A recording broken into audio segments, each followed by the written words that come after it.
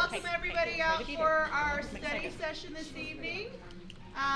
We are super excited about the presentation happening. Superintendent Smith. You know what? I am super excited. Thank you, President King and Cassie Lewis from Student Services and our community outreach. Folks are here tonight, and we're so excited to hear. Thanks for sending the presentation to prior, so we could kind of skim through it and be prepared. With that, connecting with our community is just an essential thing, and I'm just so grateful for all the work that you're doing to connect communities with our schools, and just wanted to say thank you for that. And with that, Cass, we'll turn it over to you. Okay, all right. We're excited to be here. Thank you for the invite. Any chance to be a cheerleader for the work that we do with community outreach is exciting. And I want to thank each of you, because as I look at your faces, you have been at our community events, and you've been there helping us build this program. It's very new to the district, and community schools are very new in Utah. And so we're excited to have a chance to share a little bit of the work that we're doing and the why behind it, and what community schools can look like in Alpine, and then hopefully have conversations about what it can look in our 3 strong districts going forward. So just to introduce our team, I'm Cassie Lewis, or Saxton. It's kind of interchangeable at times. And I oversee family and community engagement. And then Kim Jones is our Student Services Director, and so we want to give a nod for the support that she gives our team. And then with me today, I have Jessica Stoffer, that's our lead. Her home is out at Cedar Valley High School, but she reaches across the district supporting all of our team. And then Allison Madsen supports our Orem Community School grant and our team there in Orem. And so we're grateful to have a few of our members of our team here to talk to you about what's happening in our schools and the work that we do. I always love to start with this visual because we have students that come with a lot of barriers, and we don't know what those barriers look like. And so as we have students enter our school, we want to get to know those kids, and we want to get to know what's heavy for them. What does it look like for them to access learning, and what's standing in the way? And then we, as a community outreach team, work with the service providers, we work with the admin teams, we work with the students and their families, and we bridge with the community, and we bridge with our community partners. And we try to meet all of those physical, emotional, mental needs so that the students can thrive in school. We want to remove those barriers so that they can access learning. And so just a great visual. Always want to tie the work that we do back to our coherence map. If it's all about making sure that all students learn, what are the ways that we do that? And on a school level, these 3 goals at the bottom are everything. School-wide achievement, student group achievement, which each of the schools get to identify, and then our student connection. And we feel like we reach into all of those, but that student connection piece is huge for the work that we do with outreach. It's not just student connection, it's family connection. We want the families to feel like the school is a safe place, it's a hub, and it's where they want to be. So we look at the frameworks. We have a framework for community schools. We have a framework and model for our SO conditions, and then we have our ASD vision for learning. And at the center of all 3 of those is student success. But there are different ways to get there. But we feel like our framework for community schools ties in the pieces of all of that, because we want to create the conditions for students to thrive. We want to make sure they can access that knowledge, skills, and disposition piece, but we need certain pieces in place in the school for that learning to happen. And so if you look at our framework for the community schools, at the very center is that why. We want students to flourish. We want them to thrive in their school, across elementary into secondary. And then we need the who, and that's our support staff, our coordinators and our liaisons in the schools. That's our admin teams, that's our community partners, and we really want that family piece. We want the youth and families to feel like they're an active part of that learning. It's not just happening to them, but they're engaged in the learning. We have conditions that we need to enable in the school. We need to have inclusive and informed decisions. We need to have actionable data to drive the work that we do, and we'll look at some of that today. We need those trusting relationships, which is a huge piece of our community schools. We have Vic here from Westmore, and if he could be a nod to that, that trust is huge. The kids and the families need to feel safe, and they need to feel like they're part of the decisions. And then that shared vision. And then we have key practices and our infrastructure, and all of that holds that model together. What can it look like in our schools here in Alpine School District? So these are the 4 pillars of community schools, and we have pulled this into the work that we do specifically in Orem, but we're starting to branch out and offer some of these programs more in our outreach schools. So you'll hear community outreach and you'll hear community schools, and it's it's an attempt to get to where we have community schools in each school, but it's quite a process to get there, and it takes a lot of teamwork and shared decision making. But I want to go through these 4 pillars. So we have integrated student supports. We are planning and meeting the needs of the students, and sometimes that involves beyond the school day. So it might be out of school activities, it might be engagement nights, it might be resource nights, other access to learning beyond the school day. So it might be after school homework club, it might be boys and girls club, things like that. That ties into our expanded learning time, where we're offering academic and enriched learning beyond the school day and then into the summer.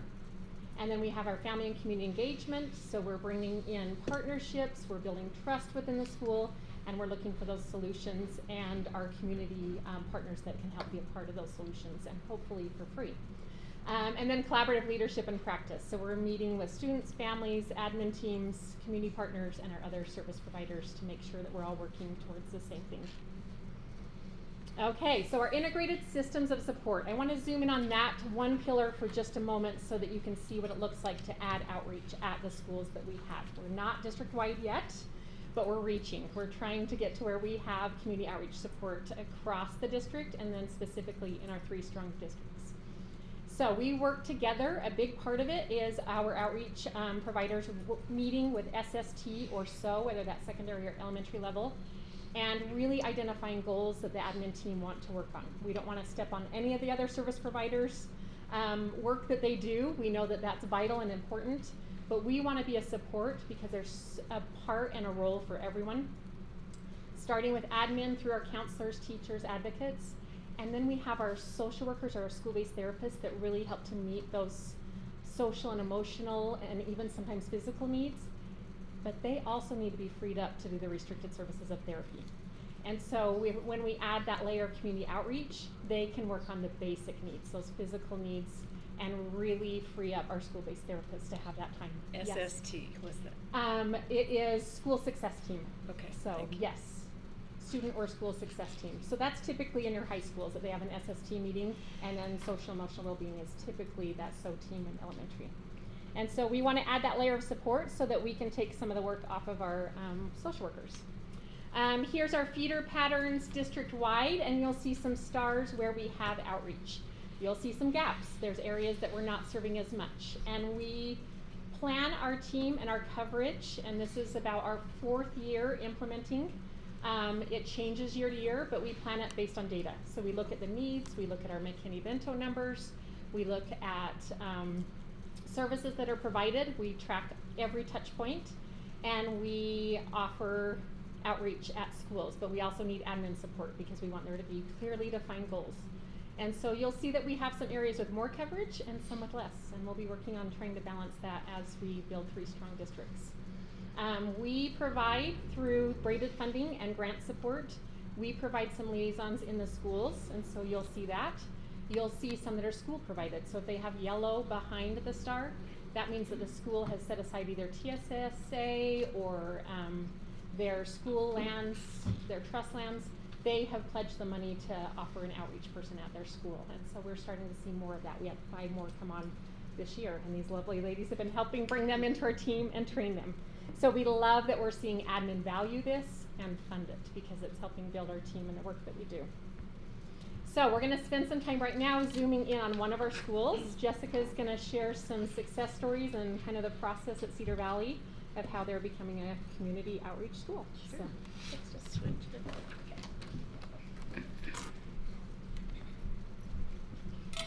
All right. Well, sorry, I had to write mine down because I was like, I don't want to miss anything.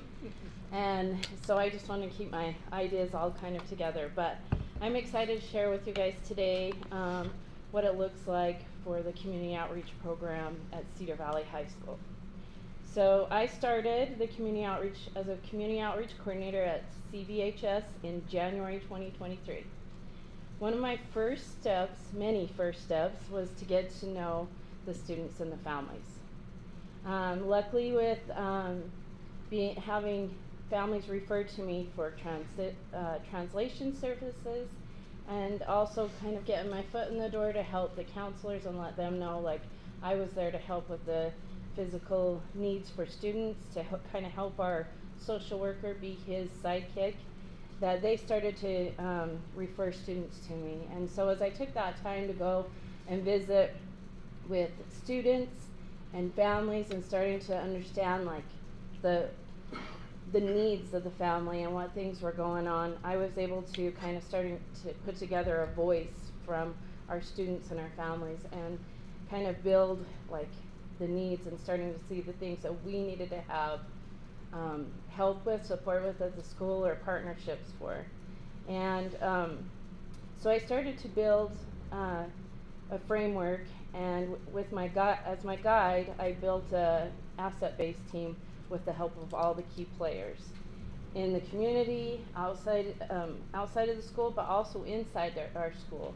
What people in the school could help, and what can we do to help these families? So this strategy transforms the school into a place where educators, local community members, families, and students work together to strengthen conditions for student learning, healthy development.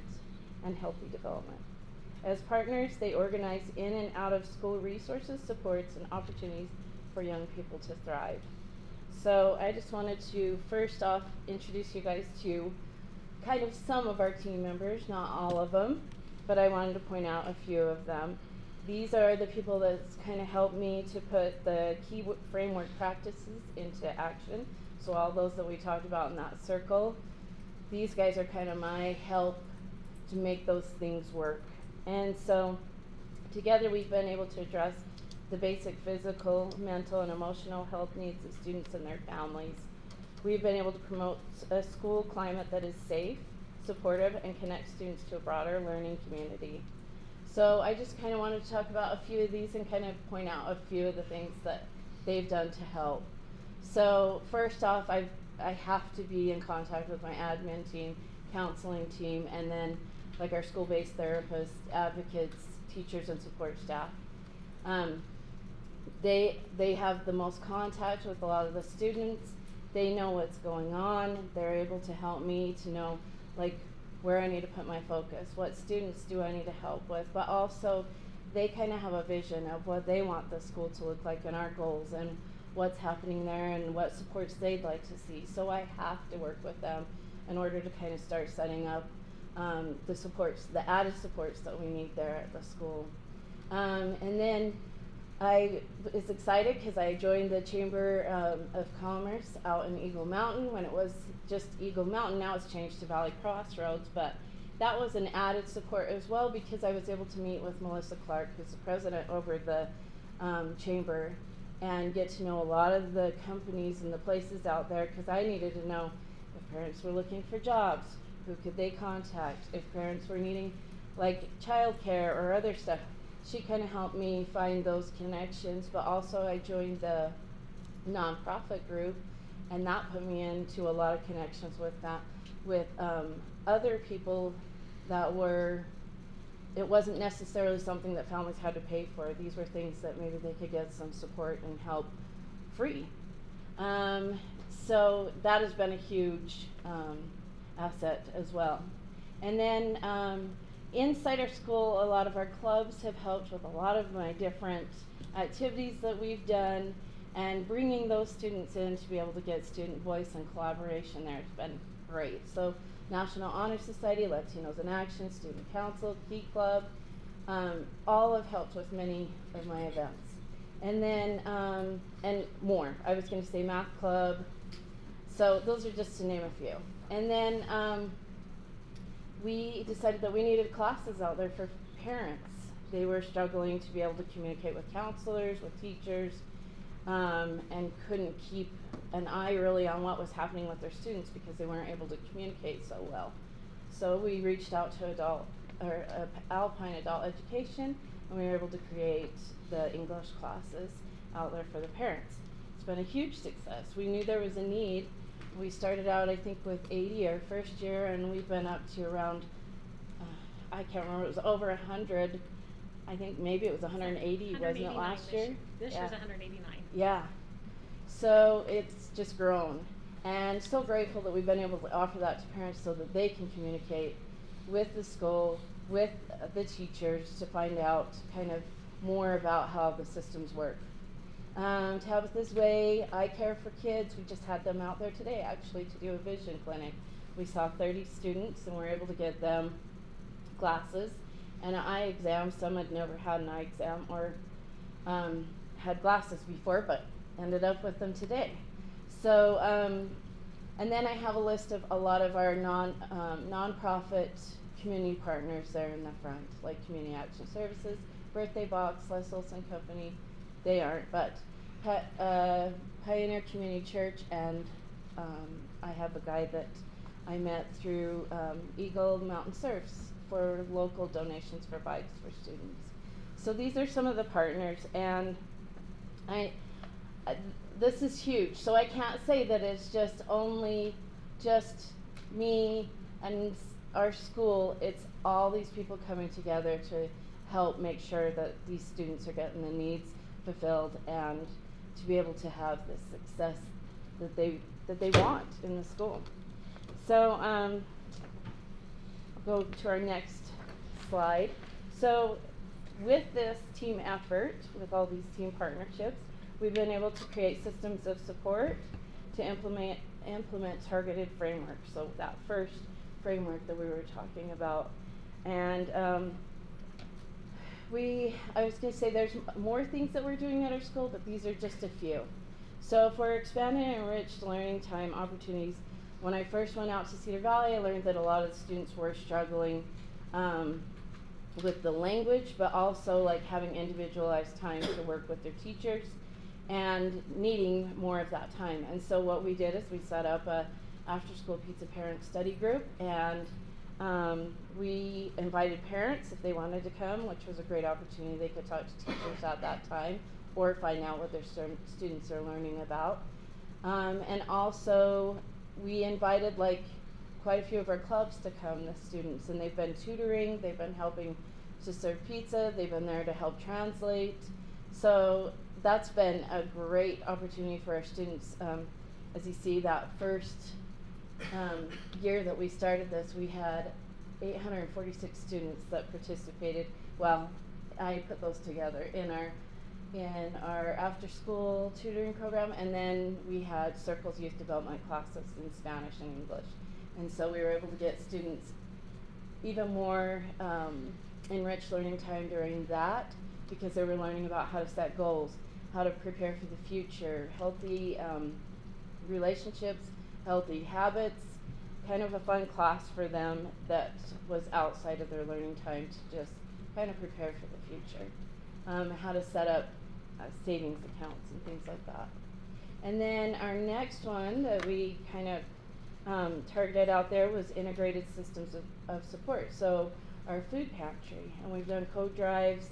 Our schools helped, our student council, our Key Club, quite a few, National Honor Society, they've all helped to do food drives to kind of help us keep that, the pantry full, but we also work with Community Action Services, and they will help support us with food there as well.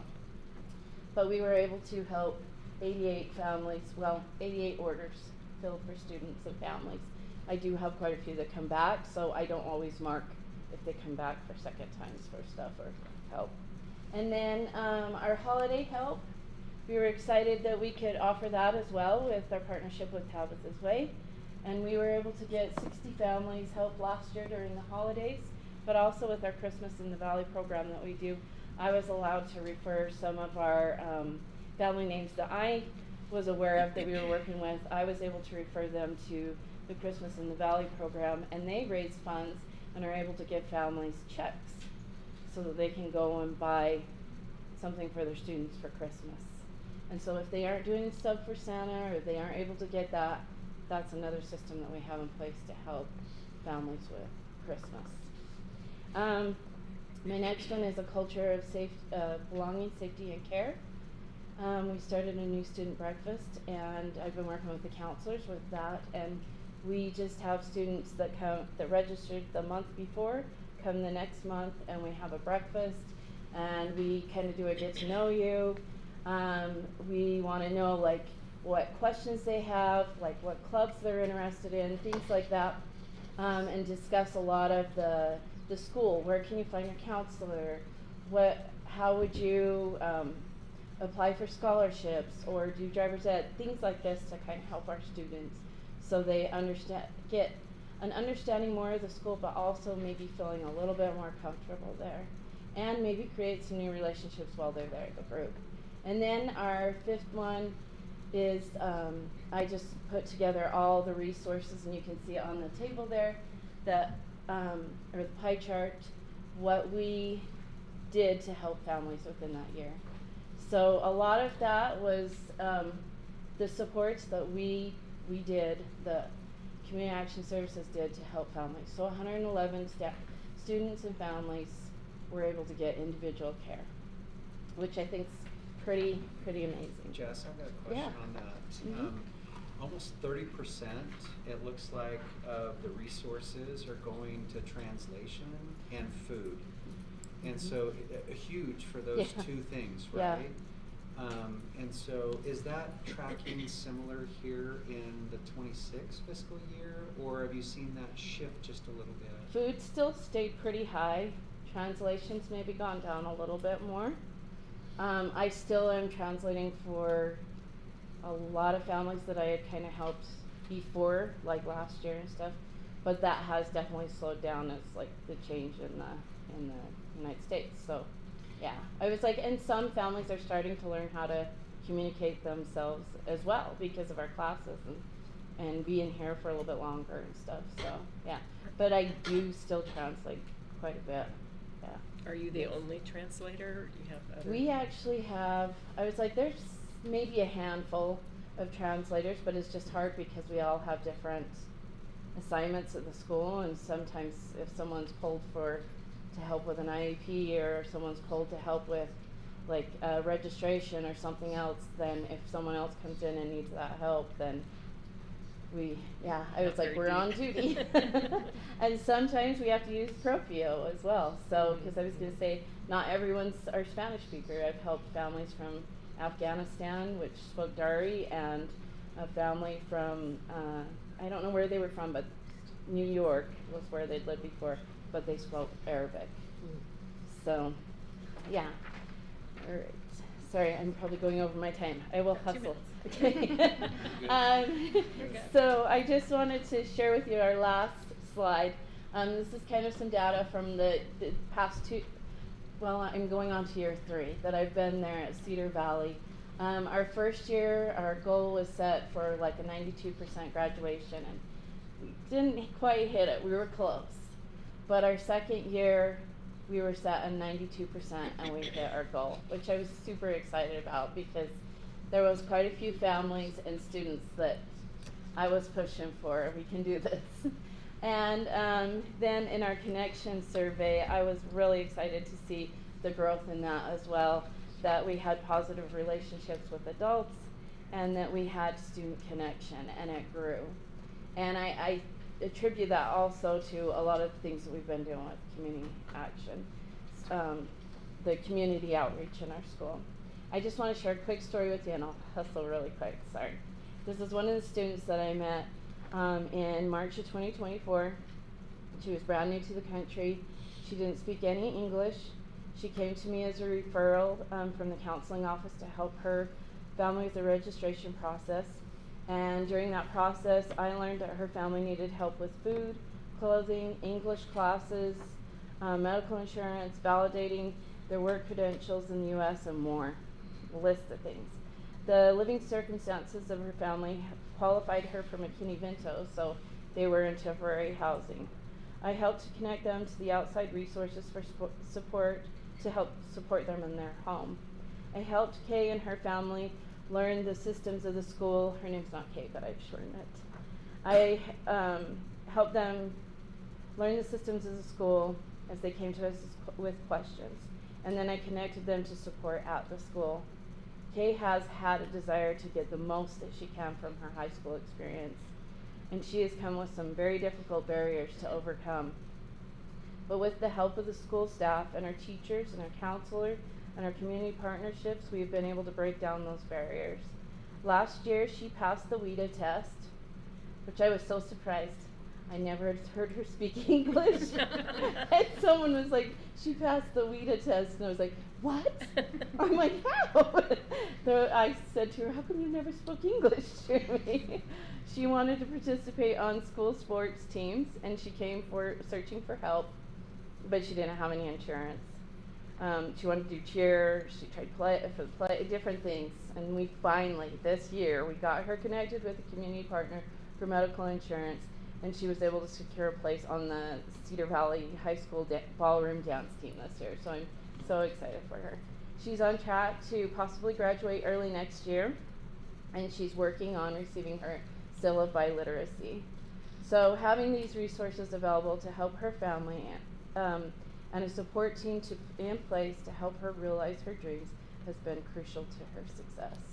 So thank you guys. Jessica, don't disappear yet. Okay. I know you're stressed about time, Mhm. but flip back to the Cedar Valley goals. I just want to highlight when I'm looking at the numbers for 24-25, there were over 3,000 students at Cedar Valley. So not only did you have growth in the positive relationship with adults and student connection, you had growth in the largest high school in our district, and I constantly hear the idea of kids get lost in big schools. So I want to highlight that not only did you increase both of those, but you increased it at a time where student growth was significant. So take a bow, my friend. That's impressive. Thanks for pointing that out. We love that culture climate connection survey, and we're not spending a lot of time on it tonight because I know our superintendent just went over some highlights a couple board meetings ago, but we watch that a lot because we want to see that pivot happen. And you're right, when there's growth and new students coming, sometimes that beginning of the year and end of the year is totally different kids. And so the fact that there's growth with all that growth at Cedar Valley is huge. So thanks for acknowledging that. Okay, we're gonna shift for a minute to the south part of our school. We have 5 community schools that run on a specific grant for the Orem area. It's called our Orem Community School Partnership. It runs under what is called the PFSS grant. Michelle's been very involved with this, with our schools, and Vic is one of our admin here tonight from those 5 schools. It's the Partnership for Student Success grant, and it comes from the state level. We applied for it 3 years ago. We are now in our 4th year of a 5-year grant, and it has very specific academic goals. So I love that this takes us through the full framework of community schools. It's not just removing barriers, it's removing barriers to access learning. And so there's a lot that we do in this grant. We're gonna spend a little bit of time focusing in on those 5 schools so that we can show you some of the things that they are doing to really become community schools. It started with parent and family engagement, finding out where are the needs, doing some needs assessments and finding those gaps, and then meeting the families where they were, but getting from those transactions to the transformation. So making sure that those parents and those students are part of the choice in their school, and they become leaders in the school themselves. And we have some great success stories. We have UEPC, it is our technical partner on that grant, and Lisa's here tonight. Lisa Wisham helps us with that. And you have a copy of the report in the center of the table. So there's copies of that if you'd like to look it over, and it's also linked in the slideshow if you are more of a digital person. We do a lot of data collection for this, but really we started with Maslow's hierarchy. We looked at what are the barriers to learning, what are some of those basic needs that we can meet, and then how do we get all the way up to where students are thriving. And so we spend a lot of time identifying those goals, and this is a big, it's kind of a lot visually, but this is inside your report as well. We set a logic model. So we decided what are the objectives and the outcomes that we want to achieve, and who are our partners and our resources to make that happen. And so every year we take a look at this logic model and we decide, do we need to improve, do we need to increase, what are we working on? And we set very clear goals, and our administrators and our service providers and our teams and our community partners come and meet 4 times a year, and we really clearly define our action steps to meet these goals. And so you'll see some very measurable academic goals that we track, and we'll look at some of the results for that and share some celebrations later. But what I want to do right now is zoom in on one of our schools and talk a little bit about Westmore and celebrate some of the things that they're doing to become a community hub in their Orem area. So we're going to have Allison share that. So I made all of these beautiful note cards, and being inspired by some of the words that have been said, I'm going to deviate from my own plan, which is never a great idea. But here we go. Best of luck. Hold on. So Westmore is one of those schools that is different. Different in the way that we are turning into a community school. We are a community school now. My connection with Westmore started as a parent. My kids attended Westmore. They've been there for, I don't know, for 7 years now. And so starting out as a parent in PTA, seeing that there was a problem, there was a need.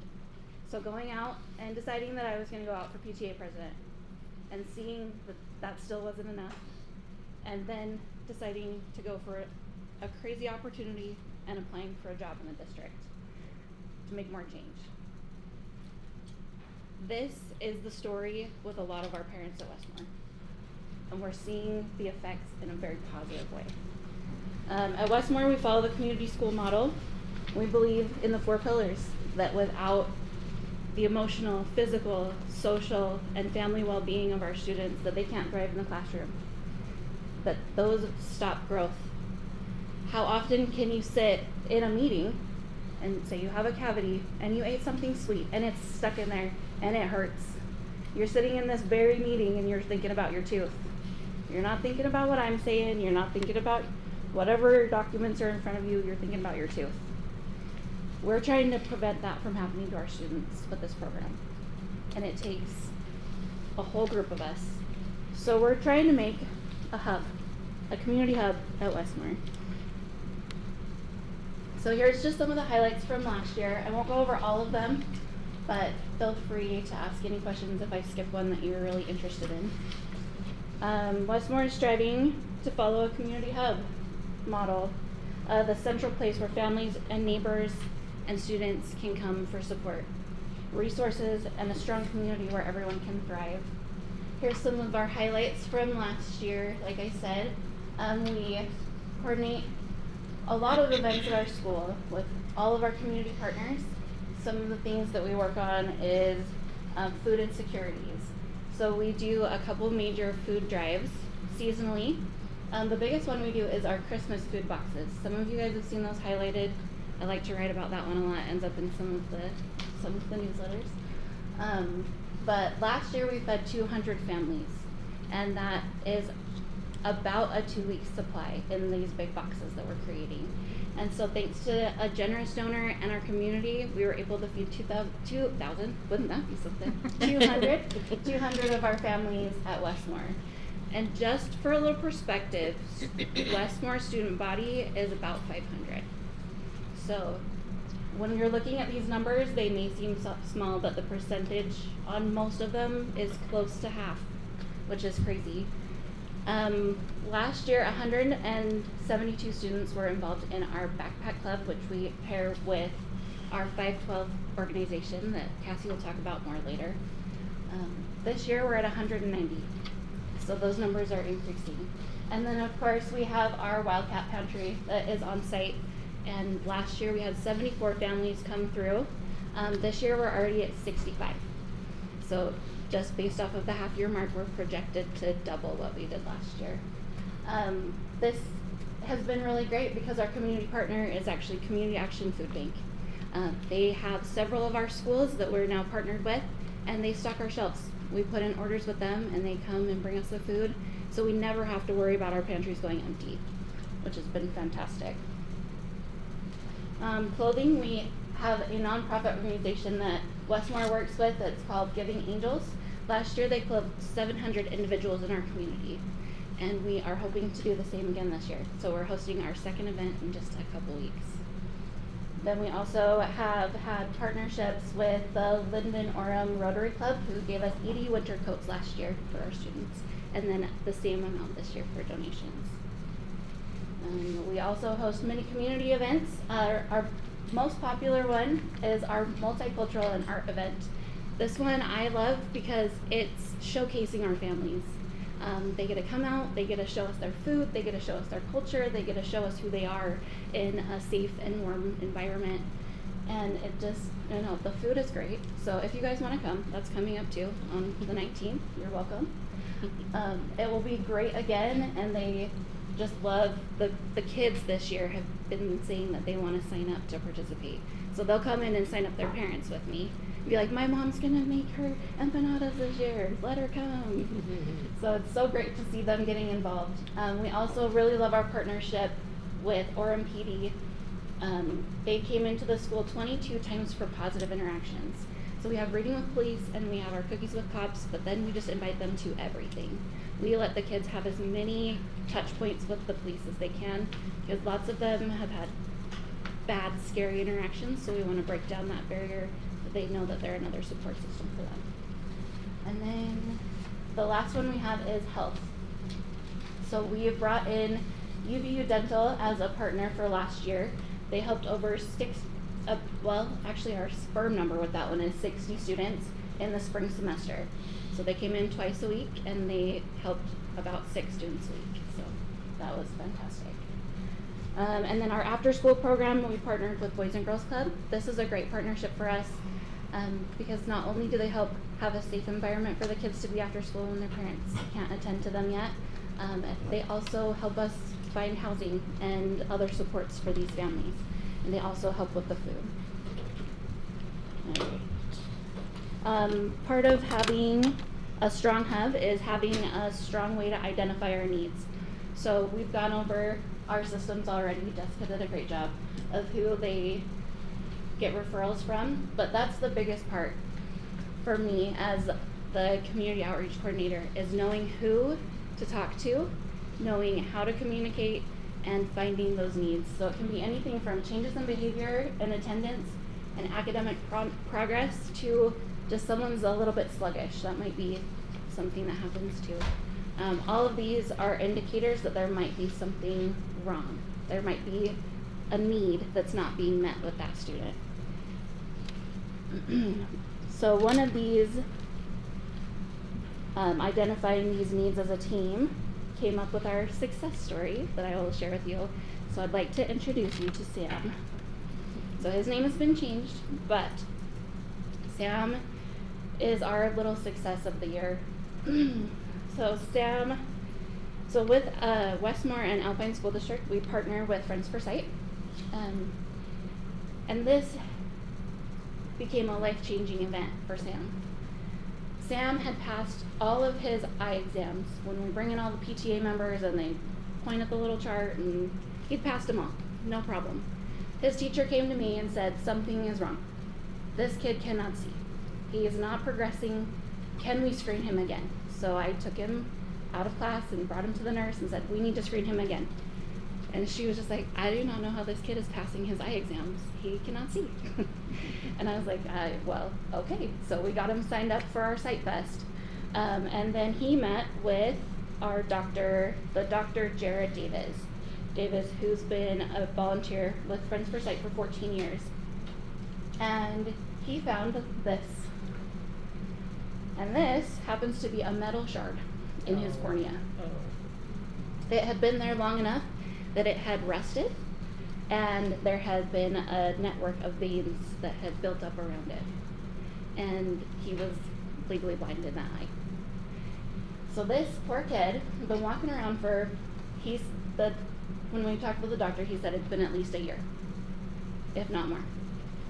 And this cute kid, he just joked that it was his bad eye. If you asked him to do anything, oh, that's just my bad eye.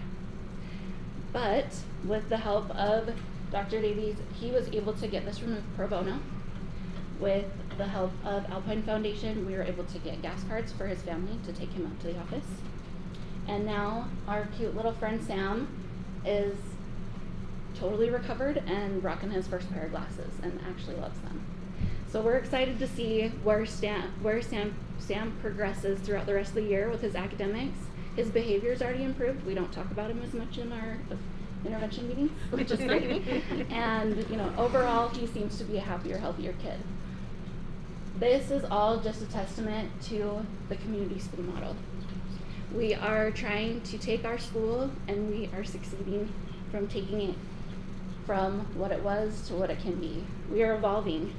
For years, we have successfully operated as a transactional school, providing services and parents giving support. but we are aiming for a higher goal. We are aiming toward becoming a transformative school.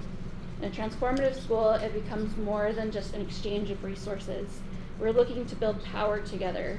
We aren't just looking to improve test scores, we are looking to change the trajectory of our students' lives. This shift means moving from doing for our families or dreaming with them. I just am so grateful for Sam's story. And at Westmore, the families aren't just a client of our school. They are the architects of its future. So thank you so much.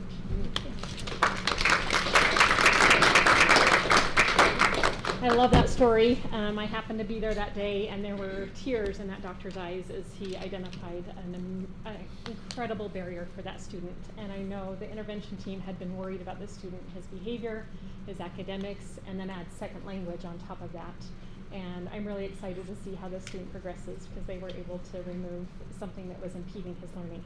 And so just one success story, but tells the story of a lot of things that are happening in our schools. I wanted to quickly share, as part of our UEPC report, the Utah Education Policy Center, they go out every year and do one-on-one interviews with our admin and our community partners in the Orem area to see what do we need to do next. And so we're grateful for the time that they spend that I can't spend going out and asking those questions. And it's a chance for those people to say, okay, we need to improve, the district needs to improve. They can talk about us if they want. But one quote that I loved, and this happened to be from Westmore, so I'm going to assume it's somebody in the room, but who knows. But part of that, I thought of this as you were talking about moving from transactional to transformational. It says in this interview, part of the whole process of the community school effort is that we're helping provide services that people need. And in that relationship, it's now a service for them.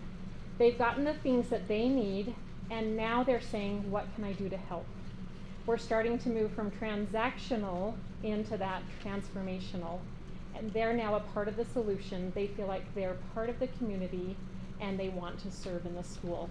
And so they went on to talk about an increase in volunteerism, specifically more male and Spanish-speaking members of their PTA. They talked about how it's improving their attendance. They've built trust with families, and it's starting to transfer to academic achievement. So just some success stories. You have the report in front of you. We also have a partner in UVU that provides our data dashboard.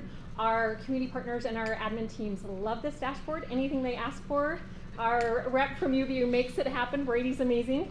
They've asked for mobility. They really want these pages to tell their story. And so if you have some time to go into that dashboard, you will see the community school and the school profile pages. And they are up to date and current, and they keep track of their academic data and other progress happening in the school. And so we're super grateful that that's part of that PFSS grant. We're going to do some quick celebrations because academic achievement is what it's all about. We want to make sure that students are thriving, flourishing, and feeling successful. As a whole Orem Community School project, here are some of the wins that we had this last year in Acadience reading. We set goals for kindergarten and third grade, and our goal this year for kindergarten is an increase of 4%. We've done that each year of the grant, and our target was 74%, and we hit 77, which was 7% from the year before. So not only the 4% that we wanted, but an increase on top of that. So that's a big celebration. Third grade, the goal is to increase proficiency by 2%. It was a target of 45, and they hit 57. And so we love seeing those big gains. So removing all these barriers, getting schools to feel safe and connected, we're seeing the evidence. And this is a lot of people working. This isn't just our team. This is the entire team working for those goals in the school. I'm zooming in again on Westmore because we have to celebrate this.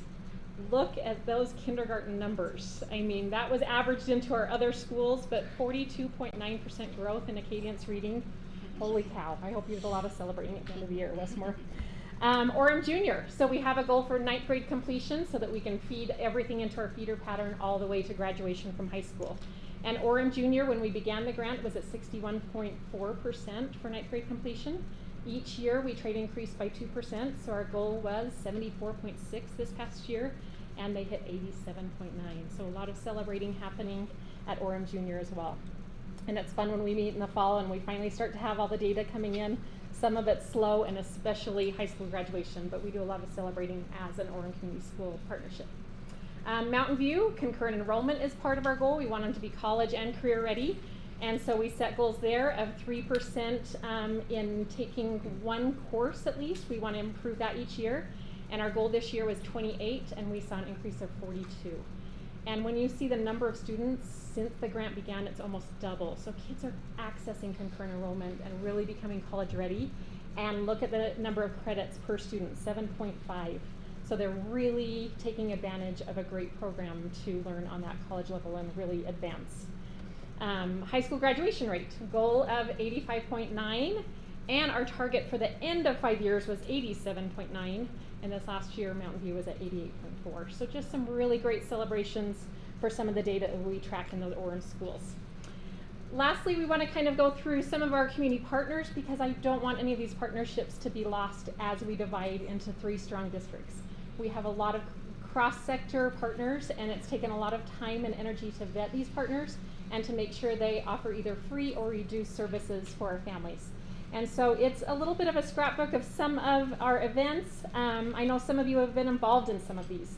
So one of our big ones is Tabitha's Way. We are so grateful. Not only do they serve us in this central area in Pleasant Grove, but they also have a facility in Saratoga now, so we're able to get access for our families on the west side.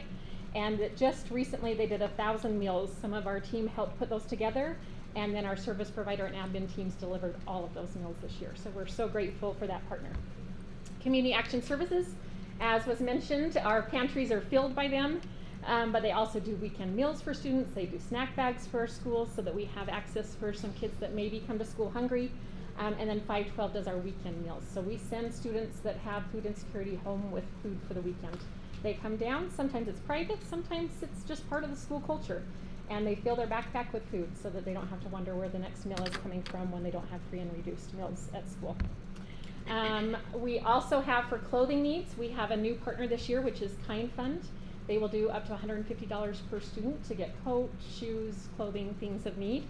And we're grateful for that because we do not have our DI vouchers from the LDS Church this year. That grant was ended and repurposed, and we'll be reapplying for a new grant that they have for this next year. Where is that located?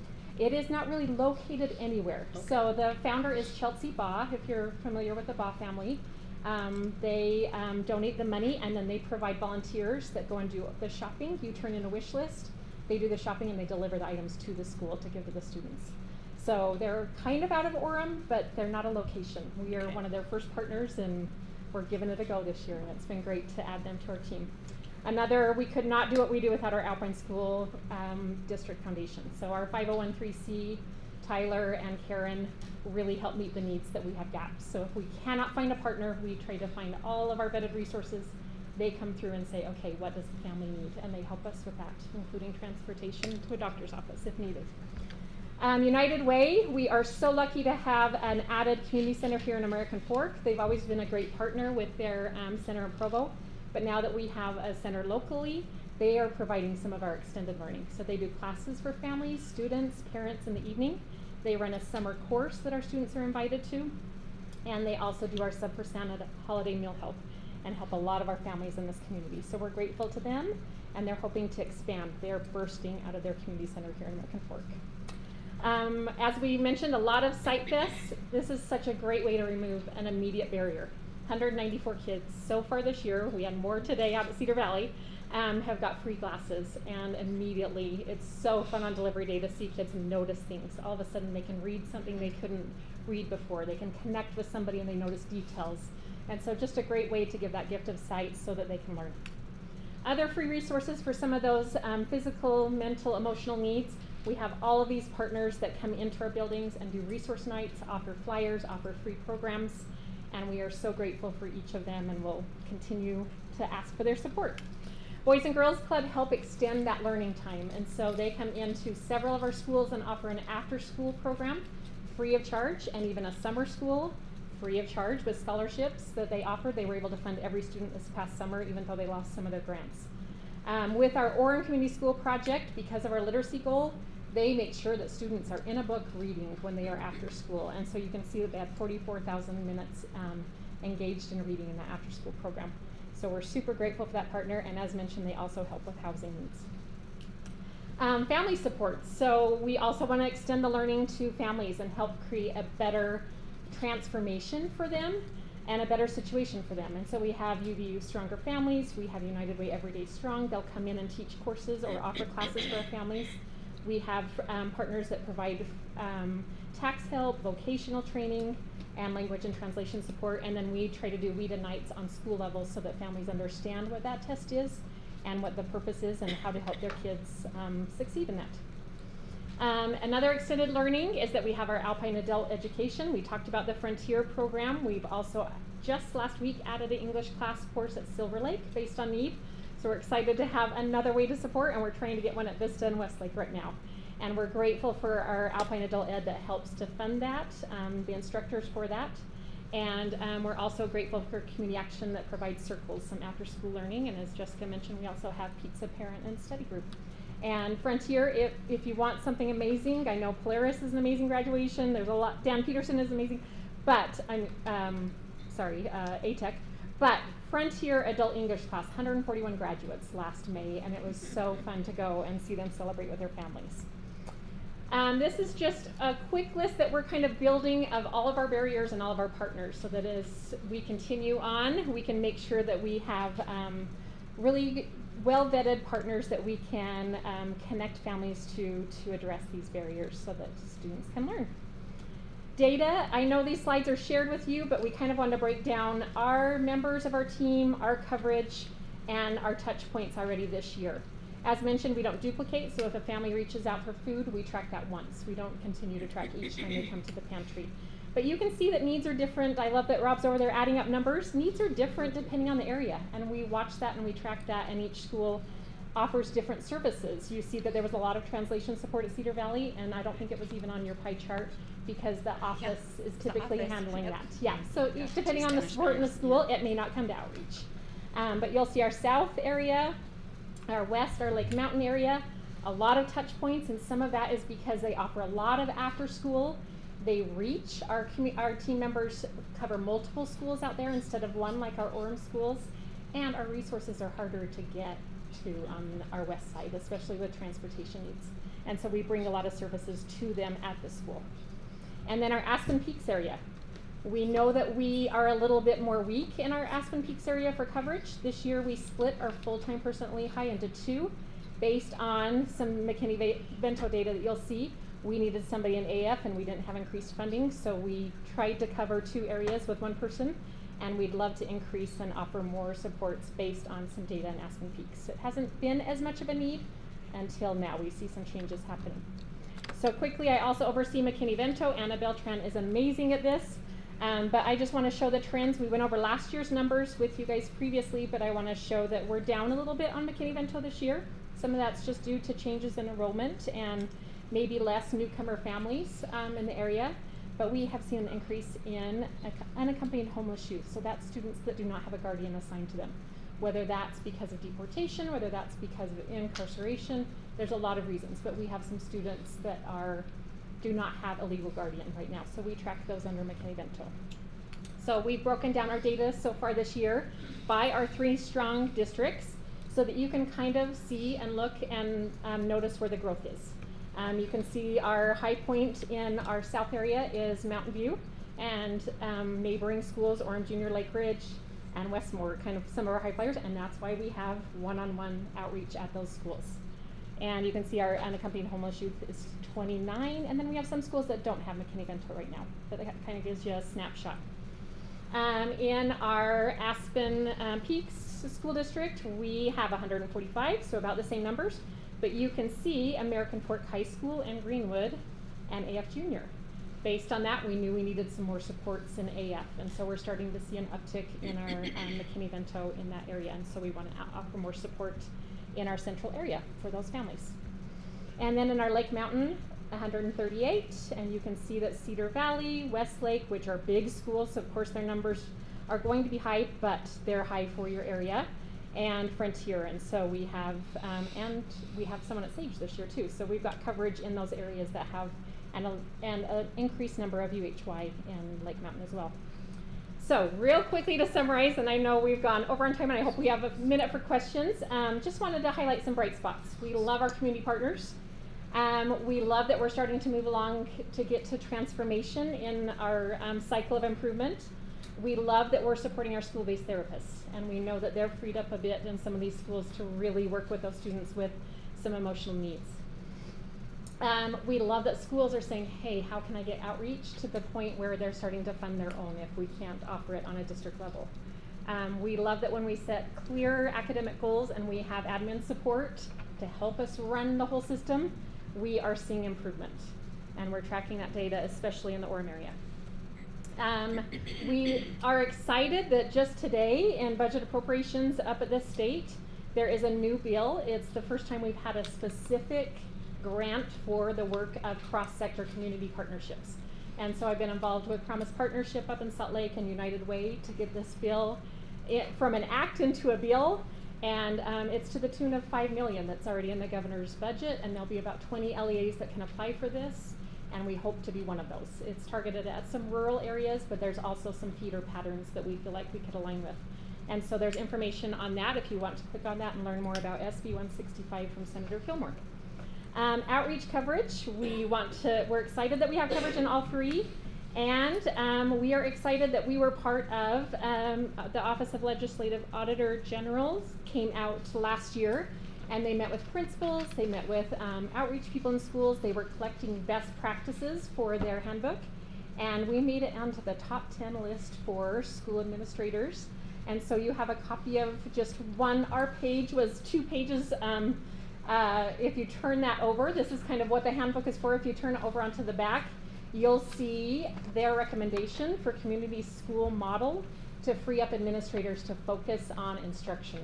And so what they gained from meeting with our principals and some of our outreach across the state is that they said that it gave time back to the administrators to not have to worry about all those resources for families, and they were able to be in the classroom more.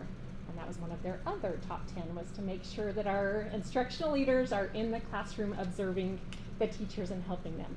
And so we made it on the top 10 list in that handbook this year as a community school model, and so we're celebrating that. Our next steps, we would like to add our full-time coordinator back into that central area just based on needs, so that we can have somebody to really orchestrate all the resources in the central part of our district to make sure we're strong and ready for all three. So, any questions? I know that was a lot of information. I appreciate your patience. You guys have links to most of it, but reach out if you have anything else that you would like to look at or learn from. And any questions for us, our team? Your community partners, do you have ways that you recognize them, or, we certainly appreciate them. And Yes. I just want to publicly say thank you You to all of them that It's that great. have They'll stepped reach up. out from time to time for a letter of support. I know right now United Way has reached out for that with a grant that they're trying to add a community center, a bigger community center here in the area. And so letters of support if they need it, but really we show up for them. Just like they come to all of our evening events, when they have events, we try to go and support them. So our team will go out and we try to help them with, we volunteer at the community center events for United Way. Each time we go out to community action to help.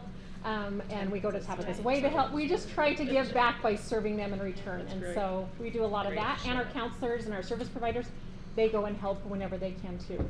And you really have made the case for academic, you moved the dial academically as well as in just social and emotional well-being. So, wow, thank you to Vic and all you principals that have led learning with these community partners. That's amazing growth. We're grateful to our admin teams because we can't do it without those clearly defined goals. And so it takes the whole school team being a part of this and being in the right spaces, being in those meetings where they're talking about students and needs so that we can take some weight off of the rest of the team. So thank you for pointing that out. Thank you all for your time. Yes? Will? Got another question. Back on 38, Yes. where your connections are listed. Do we have any gaps? Or are there areas that we could more fully connect with or partner with or seek partners in areas that will help meet needs for these community coordinators and support of students? It seems to me there's a couple areas that might be a little deficient and we might want to seek additional partners. Just love your thoughts on that. For us, I always feel like it's a struggle for healthcare. Okay. Yes, recently we've been able to get more access to eye attention. We really only have had one successful partnership with UVU as far as dental, but dental is really hard to get students into.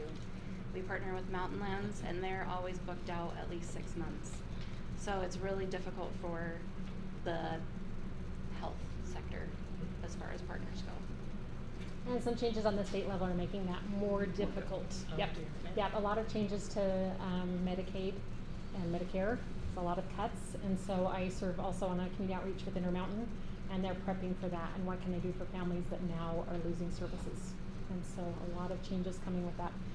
Bingham Family Clinic is set to open here That's soon. what I It's was out of gonna ask UVU. about, yeah. Some of us went and did a tour, and we're excited for that because that's going to be free health care for families once it opens. So we're excited for that. I was going to say transportation has been kind of difficult. I love that Anna Beltran, who works with our McKinney-Vento students, she will try to arrange stuff with our transportation to get busing if by chance, say, a student moves outside of the school boundaries, but they want to still continue going to, a lot of our kids, like, say they're a senior and they want to continue finishing out that year, but they aren't in the boundaries anymore, but parents can't afford the transportation to bring them back and forth. And so I think that's kind of been difficult because sometimes we haven't been able to get that arranged through our ASD transport to get students to the school, and sometimes we've had to either change, like the student has to change the boundaries, or we've got to go to other resources or try to find other things to help them get there. I was like, And then on a big Yeah. picture, housing. I know we always Yeah. talk about transportation and housing. It's just Yeah. the cost of living. We have a lot of families combined, living together, trying to make it work. But luckily we have a couple partners that will offer grants. But with that, they need to take courses to improve. And so we love that. I mean, we just connect the families with, you need to be taking these courses, and then you get some grants and some opportunities for housing with that. And so part of the process. But thank you. Okay. Yes. Can I just ask, I'm just, this is a loaded question, Okay. but has your programming been impacted by increased enforcement of documentation for the students' parents? Has that impacted you very much now? I'm just. Yeah, it's a Yeah. great question. I should let our school teams weigh in on it. We started with this last January. We saw an attendance dip. We saw some families not feeling safe for a minute. We tracked it across the district, and our schools that have been running on this community school model, the families came right back really quickly because they felt safe. And I would really put a nod to our Orem PD because we have a lot of minority families and newcomer families, and our Orem PD is in the schools enough that that wasn't a threat. Have we seen a change overall over the last year? Yes. Have we seen some families right now, especially in the last month? Anna Beltran and I have spent some time calling families because we feel some families going a little bit underground, not sending students to school and not feeling safe. And we're a little bit worried about that. But we just hope that with all our efforts, school will continue to be a safe place. We want to assure families that we're not reporting. We don't ask for that documentation. We don't even want that documentation. Some of our grants and some of our partners have disappeared over this last year because of that. We had some that were very dependent on documentation. And so we have some of our partners that we're not able to send our families there because they now have to have documentation and citizenship. And so yes, it's been impacted, but we've tried to find a workaround for some of those grants that we've lost. And we try to continue to tell families that we're a safe place. So that's hard on a national level, but It is. yes, but Thank we you. did track attendance starting with last January when there was an announcement that schools were involved in some of that. But we noticed that our families felt safe pretty immediately. So we really credit the school teams and their efforts for that. So Do you mind if I ask Principal Larson to speak to that? Do you Yes. mind? To that question, yeah, I would agree. Community schools have made a positive impact on attendance, especially within the population that might have some concerns about documentation and feeling safe to come to school. Just like what Cassie mentioned, some of those families kind of went, we might say underground for a moment, but they pop right back up in the community schools because they feel very safe. We have a plethora of resources, and I would say the community schools, we have developed such deep partnerships with so many outside organizations. They actually felt very safe and to come back. So, in fact, at my school, our attendance has gone up compared to last year, especially within more of our Hispanic or minority populations as well. And I would credit that really directly to the fact that they know we care. We show up for them because we love them, and because we are serving them, they are coming right back. And the proof is in the pudding. Our academic scores are increasing, our attendance rates are increasing. So we are not seeing some of the same trends as a community school, as I would say, as some of our similar counterparts. Okay, any other questions for us before we wrap up? We thank you for this time. We thank you for the chance to advocate for a program. We love it. We love what we do. And I have to end with this slide because it's about the whole team. We link arms to make sure that students and families feel connected and safe. We measure that, we look for that, and some of that evidence can't be measured, but we see it in the way that the school feels and that the families continue to feel safe enough to send their students. So thank you for your time, and feel free to reach out if you have any questions after today. So thanks. Thank you.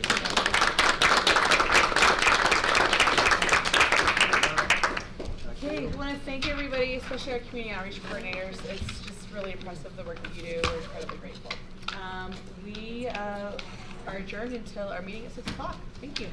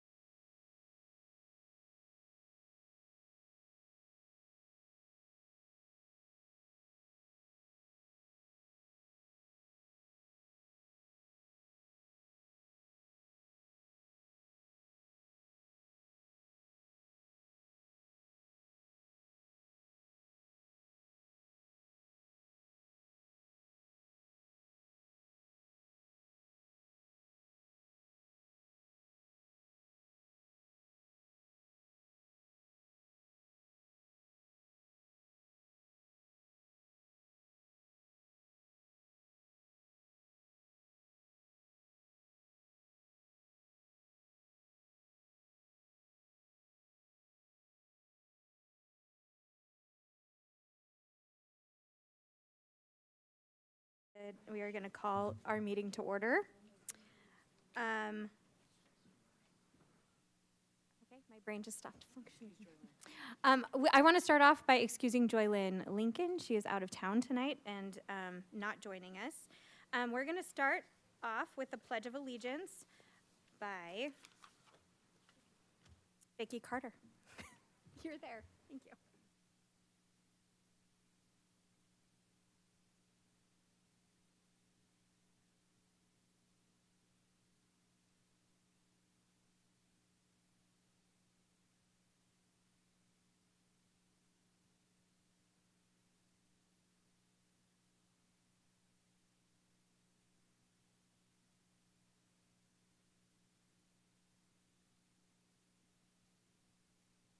Next, we will have our inspirational thought by Michaela McChesney from the Bonneville PTA.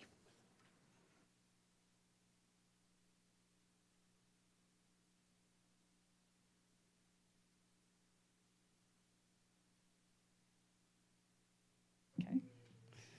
We cannot always build the future for our youth, but we can build our youth for the future. Franklin D. Roosevelt. Elementary schools are where futures quietly begin. Beyond instruction, they are places where values are formed, confidence is built, and children learn that they matter. Through my time in the PTA, I gained a deeper understanding of the work the administrators shoulder, responsibility for every child and family. Teachers give tirelessly, often without recognition, and students grow not only academically, but in kindness, resilience, and empathy. Elementary schools do more than educate. They shape the future of our communities. What we do here today may feel small, but it echoes for a lifetime, because when we invest in our children early, we don't just change their future, we change the world they will lead. Thank you. As the Board of Education, it's important for us to recognize various accomplishments made by students, employees, and patrons from throughout the Alpine School District.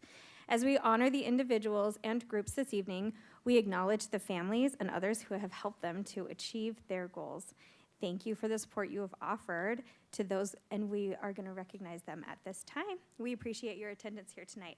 And also, feel free, once we're done with the recognitions and photos and everything, you can feel free to exit. It's not rude or anything. You don't need to stay the whole time. So we are going to have start with Mark Clement. Thank you. I'm excited to invite Jill Anderson, Kirk Nixon, and Principal John Emmett to come forward.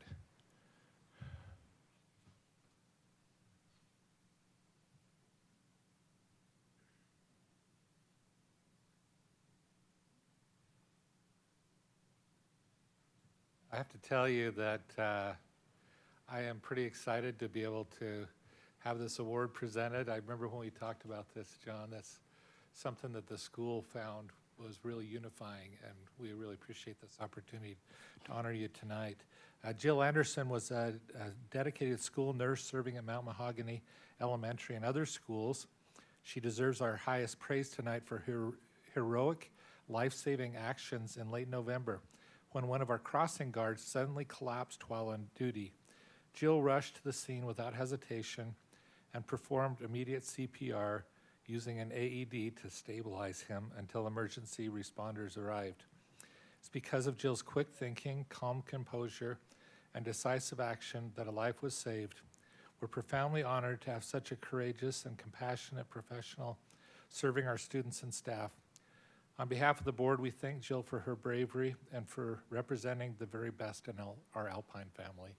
Thank you so much.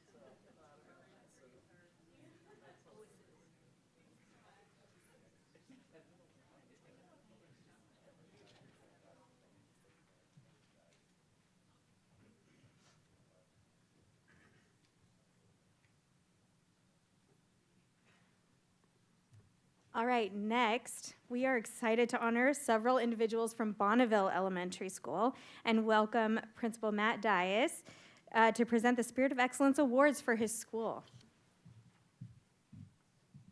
All right, I probably could go off script and take a lot of time, but I'm going to read what we wrote so that we stay on track. So you've already met our incredible PTA president, Kayla McChesney, so she's our first honoree. Kayla has served as our PTA president for the last 2 years and has been an incredible support to Bonneville Elementary. Her leadership and dedication, especially in creating and supporting reading programs, have made a lasting impact on our students and our school community, and we're lucky to have her.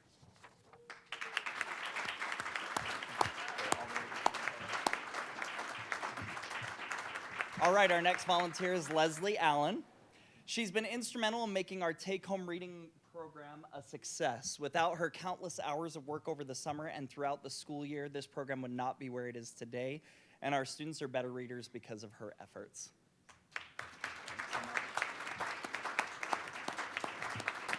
I may have moved the whole take-home reading library over the summer and accidentally disorganized it. Support paraprofessionals. Murph, where you at? Come on up. Although new to Bonneville, Sherry Sandberg, or who we affectionately call Murph, brings a wealth of skill and knowledge and experience to our school from her previous experiences. She is a culture setter.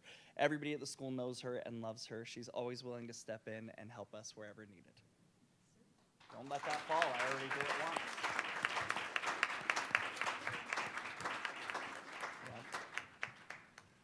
Noelle Thomas works in our wellness and focus room where she provides essential academic and behavioral support to students in need. Her calm presence and dedication help students feel supported, regulated, and ready to learn.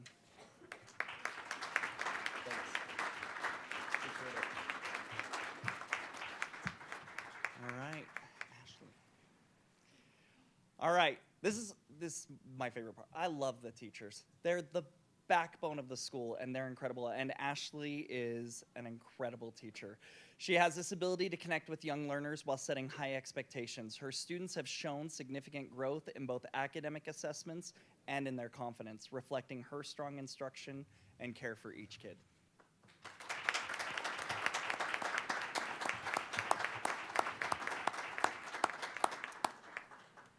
Oakley Jorgensen has worked with all of our 6th graders in English language. I need to learn English language arts. She has worked with all of our 6th grade students in English language arts this year and has helped them achieve major growth on diagnostic assessments. She's equipping students with the skills and confidence they need to be successful as they transition to junior high. Thank you. I like the coat.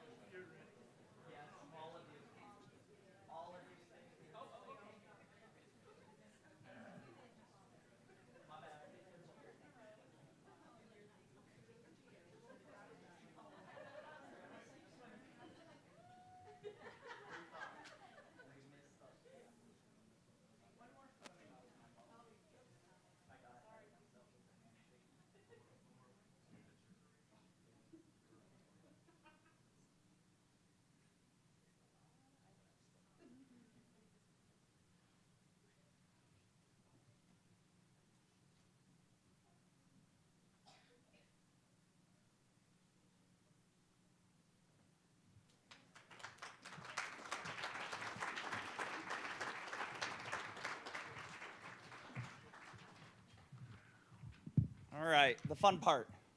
How many students do we have here? I see some of them here. All right, we're good. We got some. All right.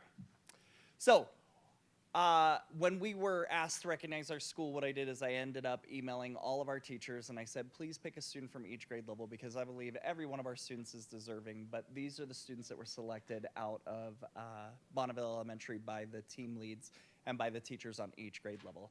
And they gave me some reasoning why, and I love that most of the reasons are how much effort they put into their growth and their learning themselves. So that's what we're celebrating, is what great learners they are.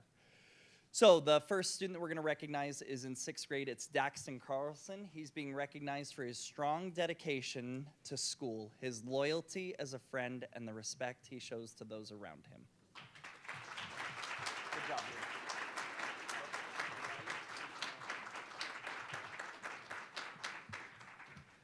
All right, in 5th grade, we're recognizing Olivia Wright. She's kind to everyone and takes great pride in the classroom. She stays after school every day to help clean up and ensure it remains a positive, welcoming place for our class. She also takes great pride in her learning and consistently demonstrates a strong growth mindset, which has led to meaningful progress and a great deal of success for her this year.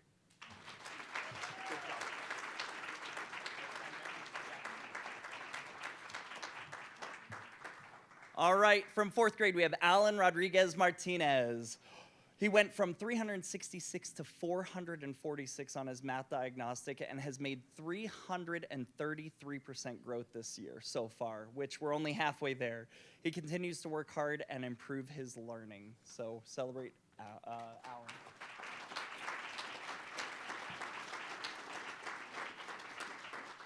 From 3rd grade, we have Ian Bull. He's made the most growth in math for the entire 3rd grade and the 3rd most growth for reading in the entire 3rd grade. We're proud of how hard he is working and improving.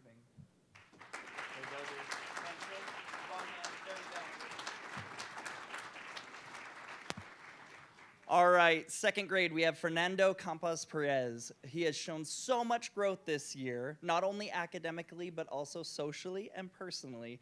He's been a great help to a student in our class that is new to the country and speaks a different language than the 2 that Fernando already speaks. We love having Fernando in our school.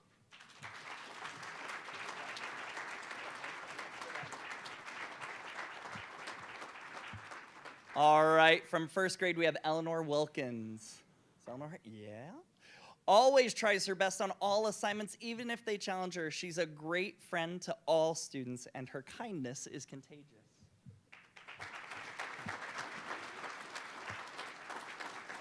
I actually 100% agree with that because Eleanor always gives great smiles in the lunchroom. All right, and for kindergarten, we have Keegan King. Where's Keegan? There he is. He made well above typical growth in both his reading and math. He loves to participate in class, works hard to do his best, and is kind to others. Come on over, dude.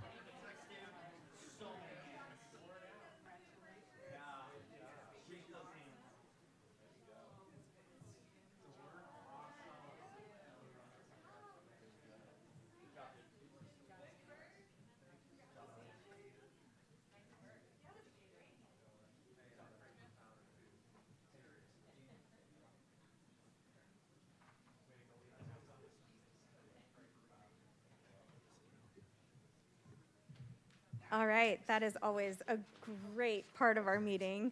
I want to take a moment to, oh, never mind. I'm going to stop talking now. I really thought I was done, Sorry, and then I Matt. remembered I was supposed to give a school report. You got this. All right.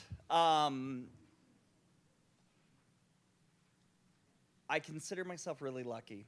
I was an administrator out at Riverview Elementary for 9 years, and 3 years ago I got a phone call to come down to Bonneville. And when I came into Bonneville, I didn't know what to expect, and I will tell you, it surpassed all of my expectations. The community is super supportive.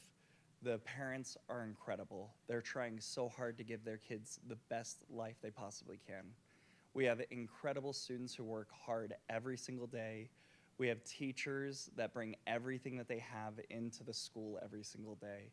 And I just love being a part of the community. And so whether it's through our Rider values that we're teaching the students, whether it's through academic success, whatever we might be doing there, Bonneville's a great place to be an employee. It's a great place to be a kid. And I'm just really blessed to be there, and I appreciate the opportunity.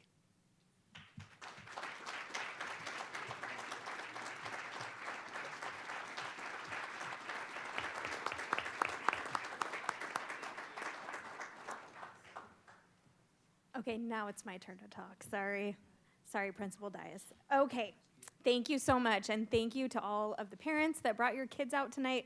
We really appreciate it. We appreciate everybody's hard work. It really is wonderful to have communities come together, and for the success of our kids, it's really great. Okay, we are going to move on. So if you want to sneak out, go for it.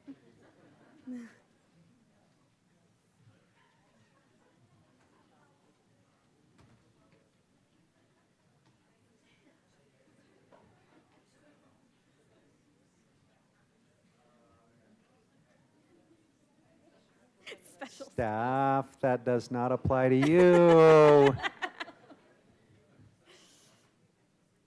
Okay, we now have up to 30 minutes set aside for public comment. This opportunity is for patrons living within the Alpine school district boundary. A sign-up sheet is available prior to the meeting, allowing for up to 10 patrons the opportunity to speak. Those living outside of Alpine School District and those who were unable to sign up before all slots were full can submit written comments at alpineschools.org/schoolboard. Scanning the QR code in the lobby will also direct you to the form. As you are called up, please introduce yourself by stating your name. You will be given up to 3 minutes to speak. While the board does not engage in discussion during the public comment period, they may arrange for a staff member to communicate with you later. Personnel issues are not appropriate discussion items for an open meeting environment. If you have a personnel concern, please contact a member of administration or put your concerns in writing and address it to the Board of Education. Tonight, we have one public comment from Kim Topham and Michelle Sorensen. My name is Kim Topham. I serve as the PTA chair for Region 8. I'm Michelle Sorensen. I serve as Region 8 Vice Chair. During this month of National School Board Appreciation, on behalf of your PTA partners, we just want to acknowledge that we recognize how fortunate we are to have each one of you serving on our board in this district. We really appreciate you. We thank you for all the work that you do behind the scenes and for being strong advocates for our children, which is a vision that we share with you and PTA together. We know that you work so hard, and we have a special gift that we're going to drop off to you later this week in your boxes. And but we just wanted to say thank you and note that we care, and on behalf of all PTA members throughout the whole district. Thank you so much. Thank you. Thank you. All right, next up we have the approval of our minutes. I will entertain a motion. I move that we approve the minutes. I'll second. All right, with a motion by Board President King and a second by Board Vice President Bateman, any discussion? All right, all those in favor of approving the minutes? Aye. Aye. Any opposed? All right, oh my goodness, Superintendent Smith.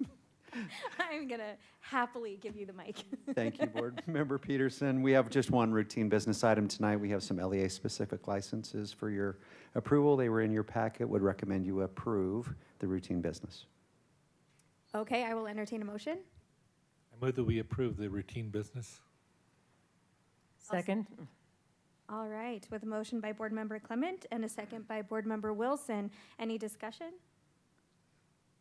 All right, all those in favor, say aye. Aye. Aye. Aye. Any opposed? All right, that appears to have passed unanimously. Superintendent Smith. Thank you. We have a couple of policy items for you to consider, discuss, defer, or take action upon tonight. We've invited Craig Brinkerhoff to come, our Executive Director of Legal Services, and he will be prepared to review those policies with you, answer any questions. Craig. Thank you, Superintendent Smith. We have 3 policies on the agenda today. Policy 1112, Policy 5404, and Policy 4740. With Policy 1112 and 5404, our goal is to combine those 2 policies into one. They both relate to news media. We did have some feedback from a board member, and we appreciate that. Based on that feedback, my recommendation tonight for that combination is that we hold, but discuss, and I can talk about some of the changes that we want to make to that policy. So one of the things that we wanted to do was clarify what is news media. The intention right now is that we'll take the definition from the Grammar Code, State of Utah Grammar Code, which defines media.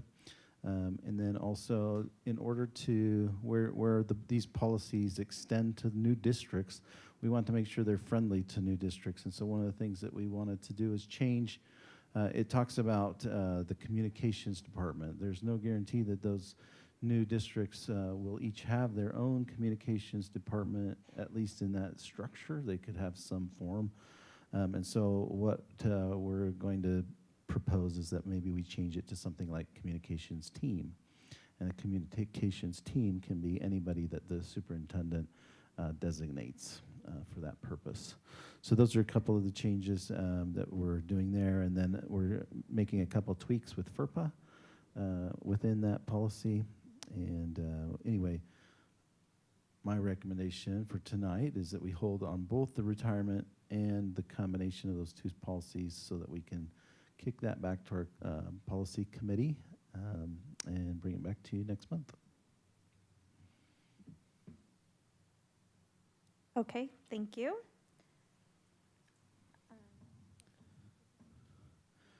Can I All right, make go a ahead. motion? Yes. I move that we hold on policy 1112 and 5404. Do I even need to make a motion for that? I don't know. I don't think Okay. so. I thought that after I said that. It's fine, because it threw me off too. I was like, so what do we do now? For, Okay. for the policy committee, do we want to discuss those concerns, or do we want to do that via email? I think we ought to do it either via email or talk to each board member on our own this week and see, so we'll be Okay, I prepared just for didn't next know month, unless you. What concerns there So were? just for clarity, I did submit an email to Craig asking for it. So I didn't want to send it to the entirety of the committee and violate OPMA. So I sent it directly to Craig, and he has all of the suggested changes. And so that's why I didn't email the committee, because of that. I understand there's some really good suggestions, so we'll look for that email. Thank you. Okay, thank you. And thank you for all that work that you're doing on that. All right, we have. I think. Oh, so ahead. I'll just go to the next policy. Please, That's okay. yes. Policy 4740. This is 3 of 3. So you've already seen this policy appear for for ESPs, and you've seen this same policy appear for our certified personnel. This policy is the one that's directed to our administrators. It is the military leave policy. It allows military members to get 15 days for training when they have to complete their training requirements on an annual basis. And so this policy follows the state code with relation to state employees.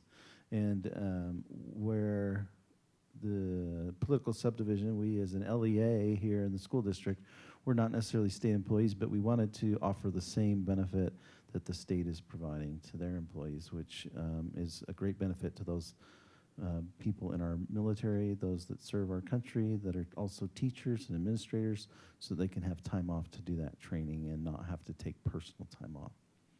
So this policy is near exact the same as the certified and the ESP policy. We had to make a minor change because administrators do not have personal days.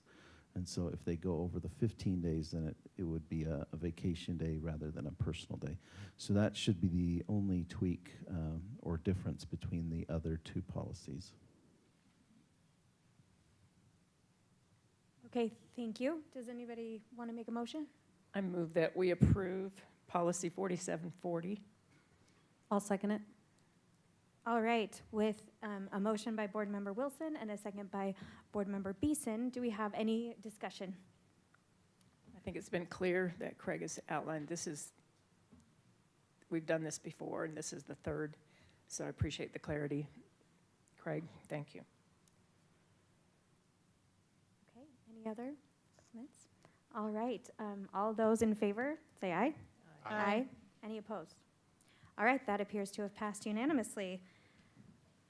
Superintendent, so we've got our last item on our agenda is board member and superintendent reports and information items. Anybody have things they want to share? I just want to talk about our study session, highlight the presentation that we heard today, outstanding from our community engagement specialists in the district, Cassie Lewis and her team, Cassie Lewis Saxton and her team. We just really, that was so enlightening, and I really just appreciated the connection that was made to that when our schools become community centers, community hubs, that actual achievement, academic achievement goes up. And that was demonstrated in many of our schools in the Orem area, and I'm just very proud. Thank you.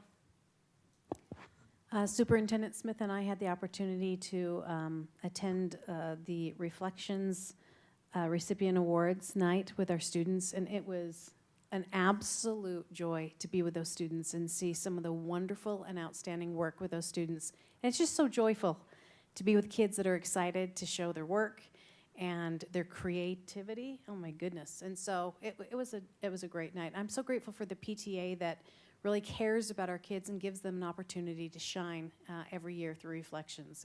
It was a true joy. I had the opportunity this last Friday to go to the Alpine Masterworks, where all of the choirs from all of the high school, well, not all the choirs, but all of the high schools participate and they come together, and it was an incredible performance. It was one of the most amazing things I've ever seen. And so I want to shout out all of the choir directors from the high schools.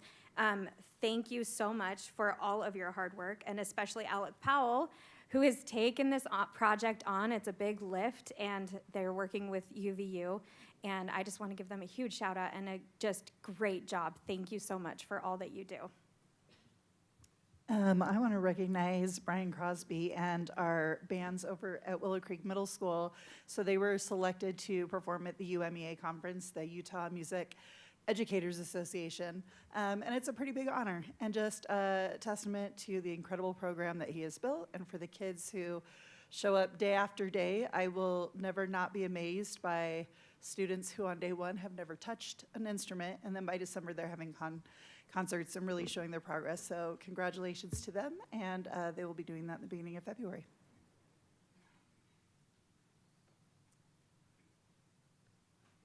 Just wanted to remind board members that we have our Day on the Hill this Friday, and it's going to be in the North Capitol building, the new one, in the combined conference room. So a word to those who are not spending a lot of time up on the Capitol, you can actually park underground right next to this building. So there's always parking down there. And so it's not, you don't have to drive around to find a spot on the street anymore. So anyway, it's 9 to 2, but really at 9 they'll, meet, get going. We'll have a JLC meeting, and then we'll go and meet with legislators. And so that, I think it's going to be a great opportunity. Okay, any others? I'll take my turn then, is that okay? Couple of items, and then we've got some data to share with you, Alpine by the numbers. But first, Melissa Swenson from Willow Creek, Assistant Principal of the Year, was recognized at the UASSP conference in St. George. Thanks to Jeff Schoonover for representing our team there. We had a few things going on this week. And so I just wanted to thank Jeff publicly for being there for us. Also, congratulations to the Aspen Peaks Board and Dr. Joel Perkins. That announcement's out there. Excited for that. Congratulations to Dr. Vicki Carter and the Lake Mountain Board. That announcement this week, it's been a great week. And then Timpanogos, they're going to be announcing tomorrow. And so I'm excited for their board and all the work of these new board members that have gone into that and preparing for these 3 new districts. So those are the first couple of things I wanted to share. And then I want to share some data. School report cards and school improvement data is out. It's finally unembargoed. And so we can talk about it. And we talked a little bit about graduation numbers and some of the great things our teachers, our administrators, our students and parents are doing. So just want to highlight a couple of things. What are the report cards supposed to do? They're supposed to inform us. They're supposed to educate us. They're supposed to track and share success and also identify opportunities for us to get better. And that is what a professional learning community does. It seeks continuous improvement. So here's kind of what the school report card looks like. You can pull these up on the web and take a look at your school. You can look at similar schools. This card is Alpine School District. We've got about 98% of our students that are participating. You can see some really good things happening here, especially in our growth scores, commendable. We do have a couple of areas that are low, and we've got some things in the works to attack that. But overall, solid achievement, tremendous growth, post-secondary readiness, just amazing. We break this information down by subgroup. And I'm going to talk about how this ties back into our strategic plan. We look at students with disabilities. We look at multilanguage learners. We look by ethnicity and so forth so that we can truly serve students in the very best way to meet their needs and help them learn and grow. So that's what this is. Here's where it ties to our coherence map and strategic plan. We've highlighted this bottom section. If you look, every one of our schools, and I appreciate so much what they do to be mindful, thoughtful, and reflective about these goals. They set a school-wide goal, they set a student group goal, and then they set a connection goal. And they have been just working so hard to make improvement in each of those 3 areas. The connection here, in the top in red, you can see here's how it connects to the school report cards, the accountability and school improvement data, data that's disaggregated by student groups, and our connections. In the bottom, you can see at the schools where those 3 things tie. Again, it gives a clear picture of what we are doing intentionally and how we are performing to be accountable to our parents, to each other, and ultimately to the students we serve. Next. Here's some great things I want to celebrate. These are all of the schools that exited either a targeted school improvement, which is a TSI designation. We have a additional targeted support and improvement designation and a comprehensive support and improvement. So that's the lingo, the TSI schools, the ATSI schools, and the CSI schools. A ton of work to exit these schools from these Every Student Succeeds Act designations. We had a few schools now that have come back on, or new schools that have come on to those designations. But if you go back one slide, see all those that came off, go forward, we've got a few more things to work on. And our educators will be actively working as teams to attack these issues and serve our students. So a couple of things to highlight, a couple of good things, really happy with to celebrate our good folks, but also some areas that we can continue to get better. Questions for, oh, I guess here's the summary slide. I kind of summarized as I was going. But 4 key things, we've talked about each one of those. Maybe the last thing, it's about data. Data informs decisions. The priorities then inform our goals, and our key performance indicators are how we monitor and measure and improve. And again, thanks to our educators that are doing these things for our students. Okay, thank you. That is the end of our agenda, so I will entertain a motion to adjourn the meeting. I move that we adjourn. Second? Second the motion. All right. With a motion by Board Member Beeson and a second by Board Member Clement, any discussion? I don't think I need to do that. All of those in favor say aye. Aye. Aye. All right, we are adjourned.